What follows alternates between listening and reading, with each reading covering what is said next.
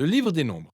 Ce quatrième livre de la Bible poursuit l'histoire du peuple d'Israël après leur exode de l'esclavage en Égypte. Dieu les a conduits au mont Sinaï, où il a scellé une alliance avec eux. Et malgré la rébellion d'Israël, Dieu a gracieusement fourni un moyen pour qu'Israël demeure près de sa sainte présence dans le tabernacle. Le livre des Nombres débute donc au moment où le peuple d'Israël termine son séjour d'un an au mont Sinaï et se met en route pour le désert en direction de la terre que Dieu a promise à Abraham. La structure de ce livre est, tout comme son récit, ponctuée par les différentes étapes du périple d'Israël. La première section s'ouvre tout d'abord sur le mont Sinaï, mais ensuite les Israélites se mettent en voyage jusqu'au désert de Paran. De là, ils voyagent encore jusqu'aux plaines de Moab, situées juste en face de la terre promise. La première partie commence avec un recensement par lequel le peuple est dénombré, d'où le nom du livre.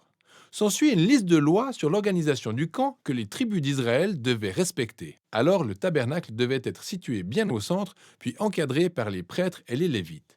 Et autour d'eux étaient soigneusement disposées les 12 tribus, avec celle de Juda à leur tête. C'était une disposition symbolisant la manière dont la sainte présence de Dieu devait être au centre de l'existence du peuple d'Israël. Ensuite, on a toute une série de lois approfondissant celle sur la pureté du livre de Lévitique. Pour que la présence de Dieu demeure au milieu d'eux, ils devaient tout faire pour que le camp soit pur, un endroit favorable à la sainteté de Dieu. Dans le chapitre 10, la nuée de la présence de Dieu s'élève du tabernacle pour guider Israël depuis Sinaï jusque dans le désert. Et c'est là que les choses tournent au vinaigre. Alors, au chapitre 11, le peuple commence à grogner à cause de la faim et de la soif, et aussi à exiger de retourner en Égypte. Et au chapitre 12, le frère et la sœur de Moïse, eux aussi, s'opposent à lui et le dénigrent devant tout le monde. Ce voyage ne démarre pas sur de bonnes bases. La section suivante débute au moment où les Israélites arrivent dans le désert de Paran, quasiment à mi-chemin de la terre promise. Là où Dieu dit à Moïse d'envoyer 12 espions à raison d'un espion par tribu, afin de faire du repérage en terre promise. Et une fois de retour, 10 d'entre ces espions soutiennent qu'Israël n'a aucune chance de survie, parce que les Cananéens les détruiront. Mais il y en a deux, Caleb et Josué, qui affirment que Dieu peut les sauver. Malgré tout, les 10 autres réussissent à attiser suffisamment de crainte et de fureur au sein du peuple que l'histoire tourne à la mutinerie. Ils vont jusqu'à se choisir un nouveau dirigeant qui les guidera sur le chemin du retour en Égypte. Et comme on peut s'y attendre, Dieu se met en colère, mais Moïse intercède en faveur du peuple en demandant à Dieu d'être fidèle aux promesses qu'il a faites à Abraham. C'est ainsi que Dieu tient ses promesses, mais pas au détriment de sa justice. Il donne à ses Israélites exactement ce qu'ils veulent, ne pas accéder à la terre promise. Il condamne donc cette génération à errer dans le désert pendant 40 ans jusqu'à ce qu'ils meurent tous. Seuls leurs enfants pourront entrer en terre promise. C'est là où on serait tenté de penser que de si lourdes conséquences leur ouvriraient les yeux, mais les choses vont de mal en pis. Dans l'histoire suivante, c'est tout un groupe de Lévites qui a carrément démarré une révolte. Ils contestent l'autorité de Moïse et d'Aaron en les accusant d'être allés trop loin. Dieu punit sérieusement ces Lévites et renouvelle son engagement envers Moïse et Aaron en tant que leader d'Israël. Alors qu'ils quittent la région de Paran et prennent à nouveau la route, la situation se dégrade davantage. Les Israélites se plaignent encore une fois d'avoir soif, au point même de demander à Moïse pourquoi il les a sortis d'Égypte. Dieu dit à Moïse de parler à un rocher et faire jaillir de l'eau pour l'ensemble du peuple. Mais Moïse ne suit pas les ordres à la lettre et dépasse les bornes. Il frappe le rocher 2 fois en disant « Bande de rebelles, devons-nous sortir l'eau de ce rocher ?» Par ses propos, Moïse a déshonoré Dieu en prenant la place de celui-ci comme si tout seul, il serait capable de faire jaillir l'eau. C'est ainsi que Moïse s'est condamné à subir le même sort que la génération du désert. Lui aussi mourra dans le désert et ne posera jamais les pieds sur la terre promise. Juste après ça, les Israélites se révoltent encore une fois et Dieu fait tomber sur eux un jugement très étrange. Des serpents venimeux viennent les mordre. Une fois de plus, Moïse intercède en faveur du peuple. Et Dieu lui donne l'instruction suivante. Faire un serpent de bronze et le hisser au sommet d'un poteau, afin que quiconque regarde ce serpent soit guéri de la morsure des serpents venimeux.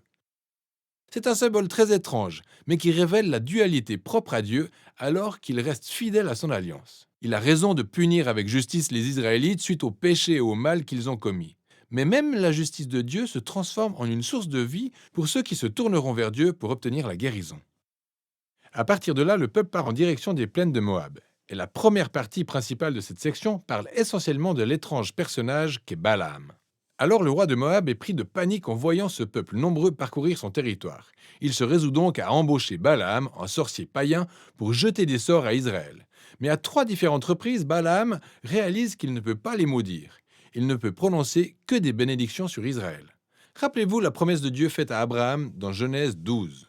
Non seulement Balaam est dans l'incapacité de maudire Israël, mais Dieu lui donne la vision d'un futur roi israélite qui un jour apportera la justice de Dieu à toutes les nations. Cette vision rappelle la bénédiction de Jacob à Juda, dans Genèse chapitre 49. C'est important de s'arrêter un moment pour réfléchir au déroulé des actions à ce stade du livre. Les épisodes de rébellion dans le désert ne font que s'accumuler et s'aggraver. Et même si Dieu pose des actes partiels de jugement contre Israël, il a aussi continué à faire preuve de miséricorde en pourvoyant à la nourriture et à l'eau tout au long du voyage. Même l'histoire de Balaam démontre la grâce de Dieu dans toute sa splendeur. On a d'un côté Israël campé dans les plaines en train de grogner et de se rebeller, mais tout en haut dans les collines, à l'insu de tous, Dieu les protège et bien plus, il les bénit. C'est ce contraste saisissant entre la révolte d'Israël et la fidélité de Dieu dans le désert qui a fait de ces histoires des témoignages fondamentaux pour les générations suivantes d'Israël. Les chroniques du désert sont citées maintes et maintes fois par la suite, par des prophètes bibliques, des poètes et même les apôtres du Nouveau Testament. Et ces histoires servent toujours d'avertissement. Même si Dieu reste fidèle à ses promesses de l'Alliance, il laisse tout de même à son peuple le choix de se rebeller et d'en subir les conséquences. Ensuite, le reste du livre se concentre sur les enfants de la génération du désert qui se préparent à hériter la terre promise. Ils font un autre recensement pour la nouvelle génération, puis continuent de remporter plusieurs batailles sur les peuples environnants. Et certaines tribus commencent même à s'installer en terre promise.